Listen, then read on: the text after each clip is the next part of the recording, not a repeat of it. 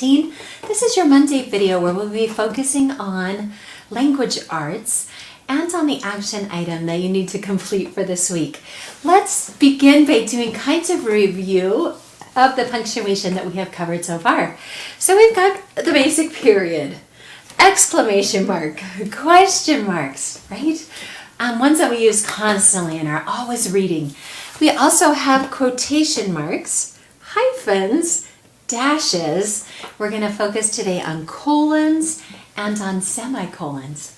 I'd like you to grab a scratch piece of paper, get it in front of you, and write down each of these punctuation marks.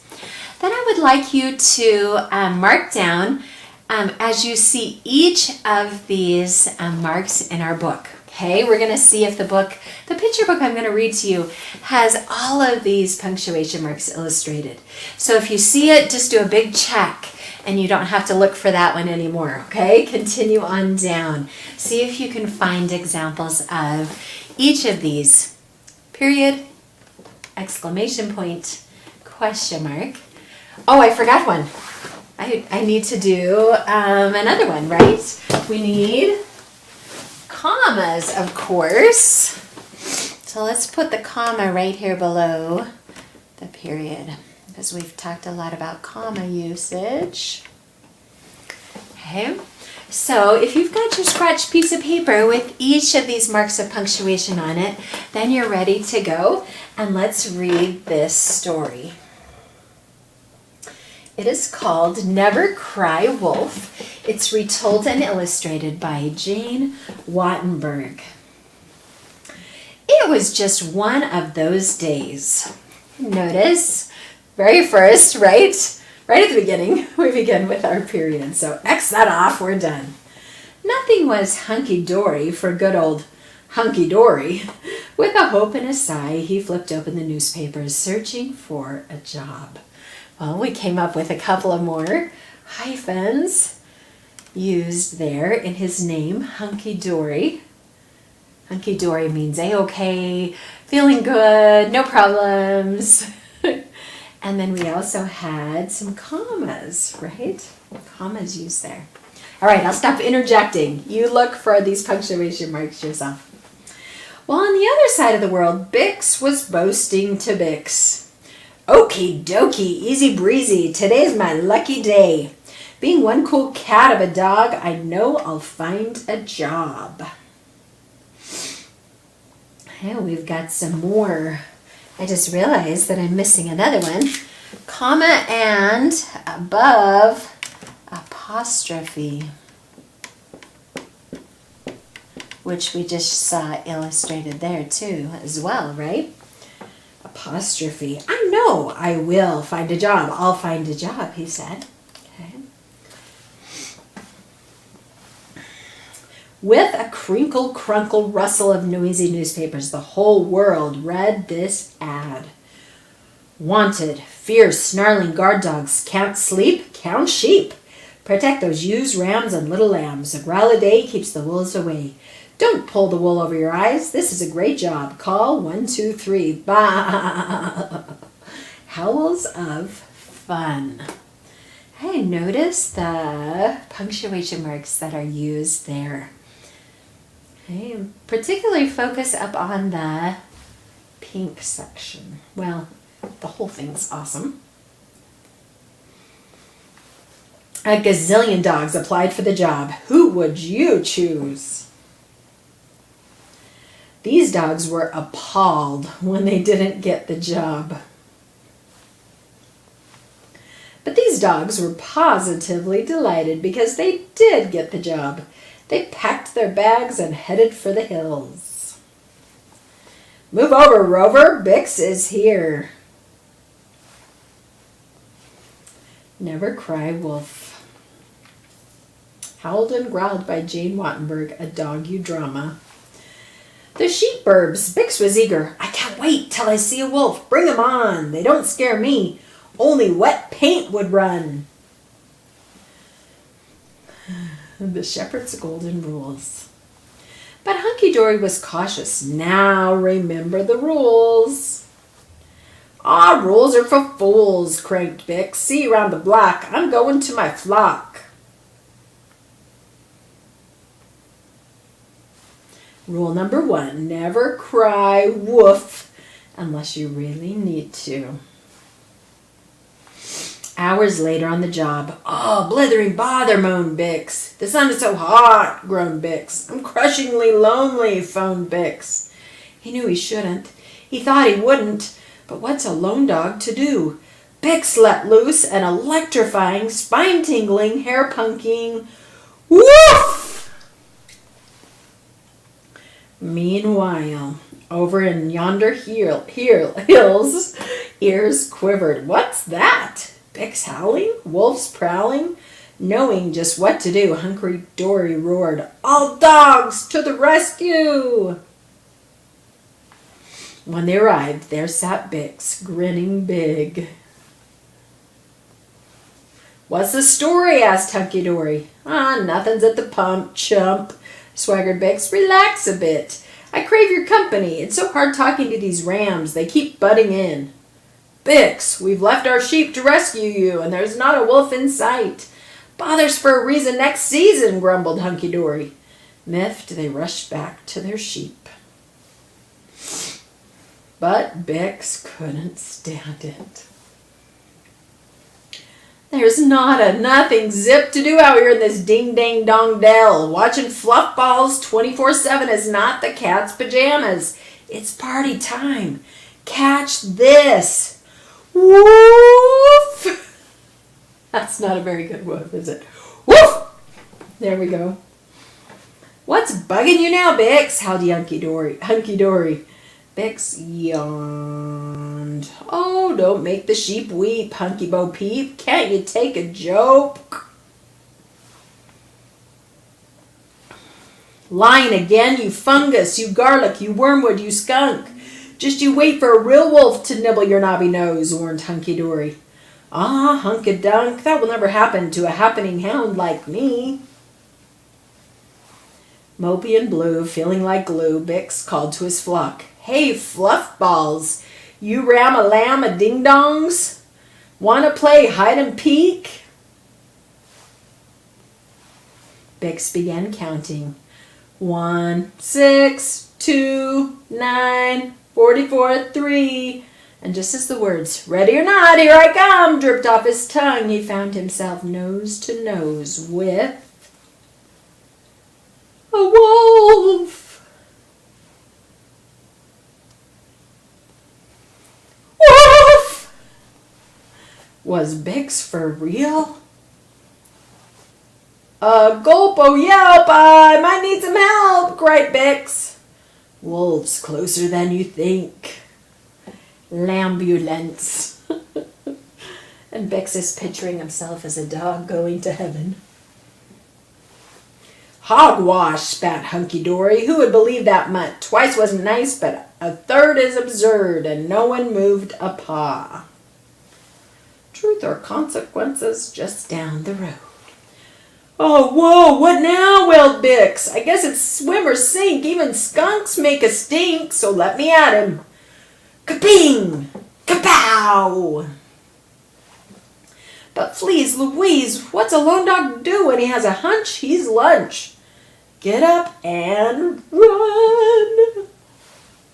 Wheezy and queasy, Bix howled. Look out, hunk-a-chunk.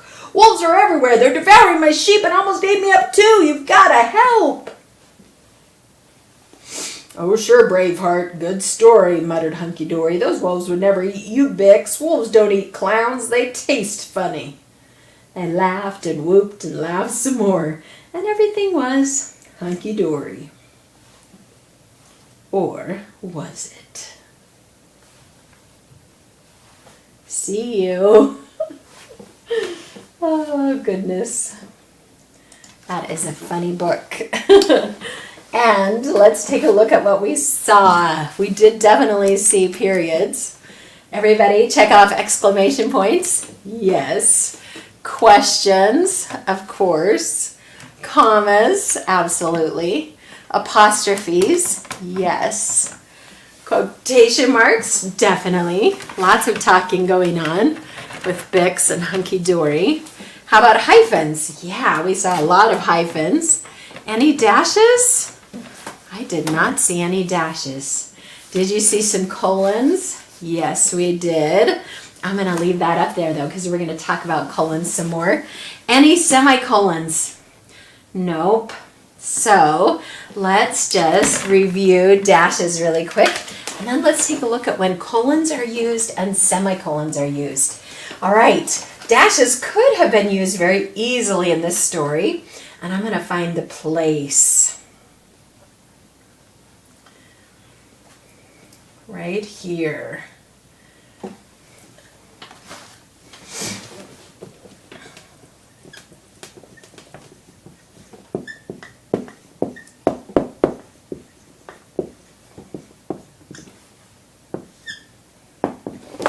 Okay, you remember when Bix is playing hide and seek with the lambs and it says, ready or not, here I, and then all of a sudden he's face to face with a wolf. The author had finished that sentence and it said come, and it had a period, but a dash I think would work really good there, because then it was like, an interruption, like, oh my goodness, it would exaggerate the fact that the wolf was just like right there in front of him, okay? So I thought that would be a good place a dash could be used. Let's review and look back at where the colons were used and see if we can figure out what they were for and why they were being used. So I'm going to go back to the 2 pages that we saw a colon. Here's the first one. Catch this. So it's used in connection with a quote, interestingly enough, right? When the quote doesn't have necessarily said, so it can be used for quotes. If it's going to say Bix said or Bix replied, then it's going to have just a comma. But in this case, catch this with a colon works well with this quote. Let's see if we can find when else a colon is used in our story. It was back with the ad, if you remember.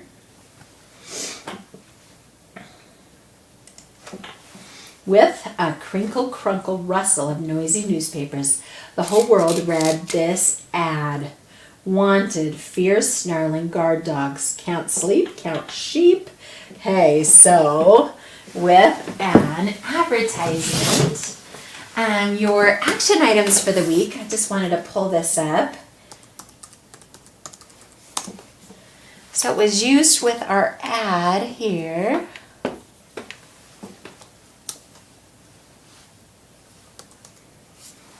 See. Definitions is another time that the book does not use colons.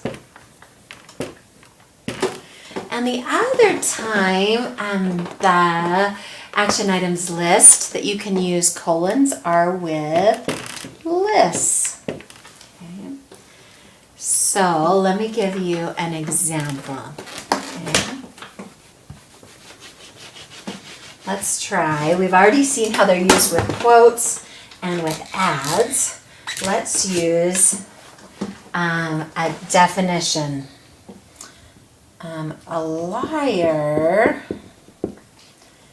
is a person who doesn't tell the truth.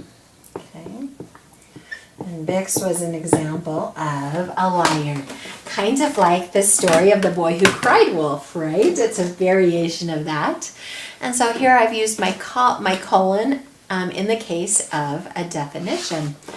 One caution that I need to tell you about is that you can't use a colon here.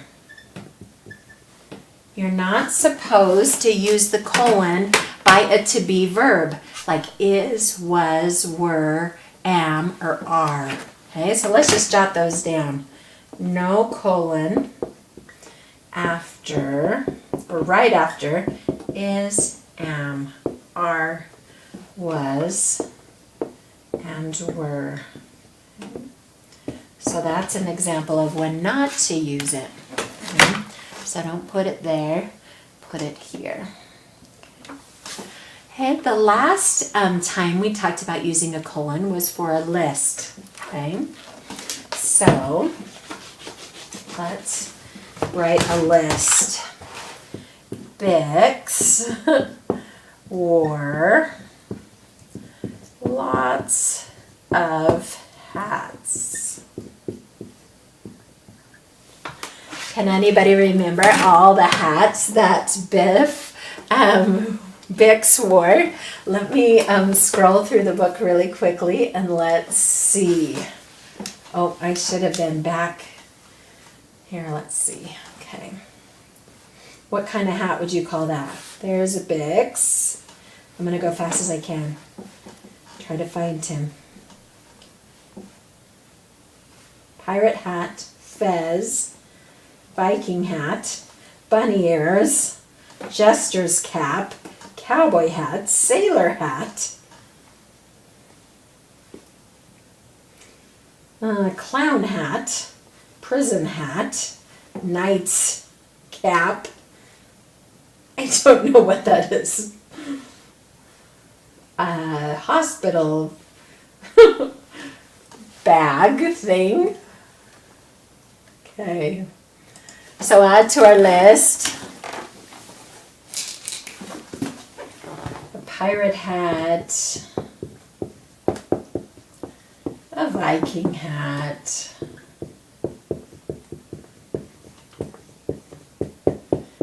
cowboy hat, fez, jester hat, and more. I've run out of room.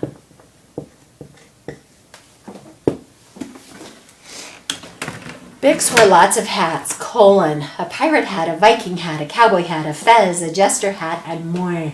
So the colon can be used in lengthy lists where just commas won't do. We're still using commas, but if my list is so long, it's helpful to start it out with a colon. Okay, so with certain types of quotes, with ads, with definitions, and primarily with lists, we're going to be using colons. Okay. Now, how about the semicolon then? I want to illustrate how the semicolon needs to be used, and to do that, I need to move some things out of the way.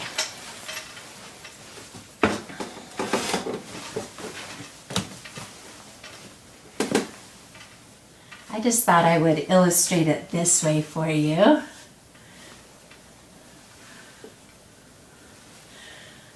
What do you think? How's that looking? Like? I'm hoping you're going to learn, students, from this illustration. There's nothing I wouldn't do to help you learn. I will do whatever it takes to help you learn.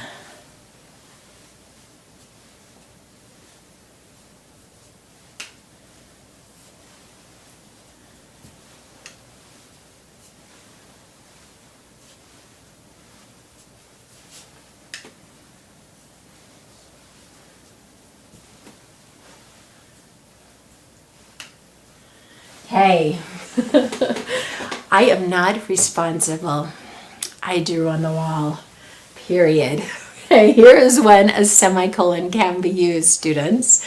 When you have two independent clauses, okay, like this, you can combine them with a semicolon so they can stand on their own just fine, but if that pause is too long, okay?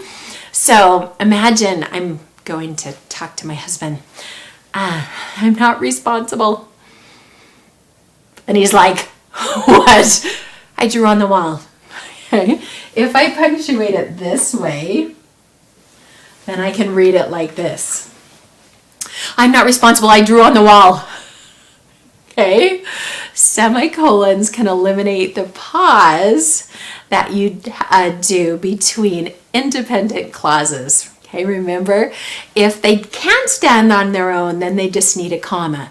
But if you can break these two things apart into separate clauses, you can put a semicolon there, okay?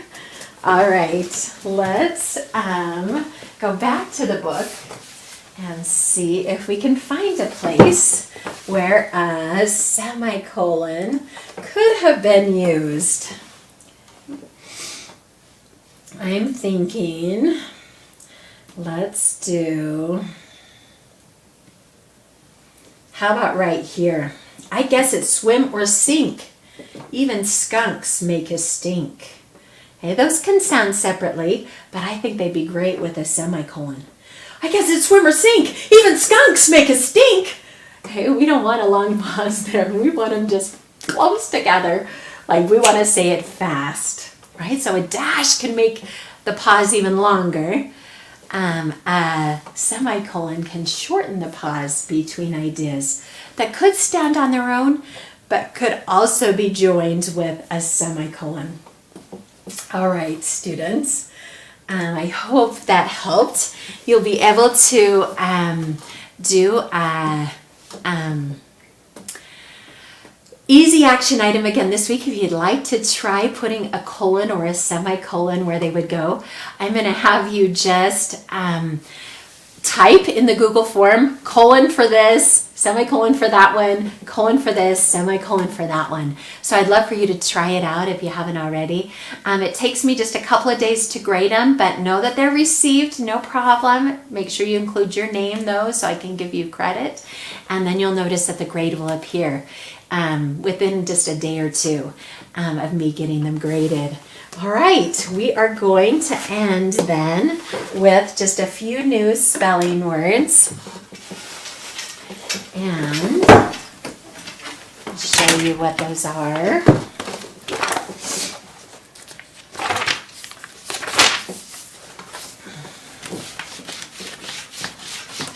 I can't find my eraser. The first two are leak and leak. Okay. So the first is leak, L-E-A-K, okay, which is like a slow drip.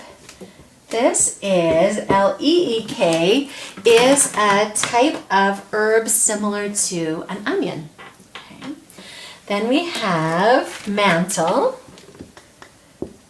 M-A-N-T-E-L is what is found above your fireplace, right? A shelf that is found above your fireplace. And this is like a cloak.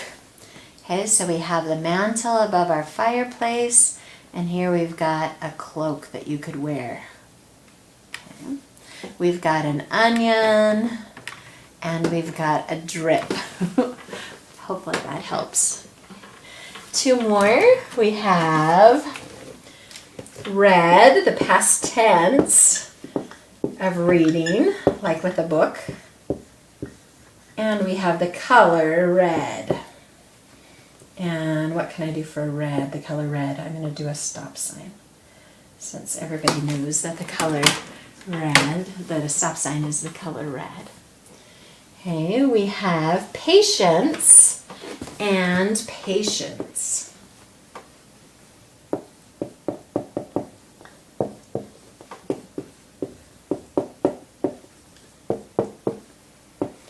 This type of patience means you're really good at waiting a long time. This type means you're you're cared for by a doctor. You're a patient in the hospital. Okay, let's do two more. Let's do air and air. This is, of course, the air we breathe, and this is the heir to the throne, the future ruler, the future king. Okay? The definition the book gives is a successor or an inheritor. Thanks so much, students, for joining me for your language arts video. I hope you enjoyed learning about colons and semicolons and reviewing our punctuation. And we'll catch you next in Tuesday's video. See you then.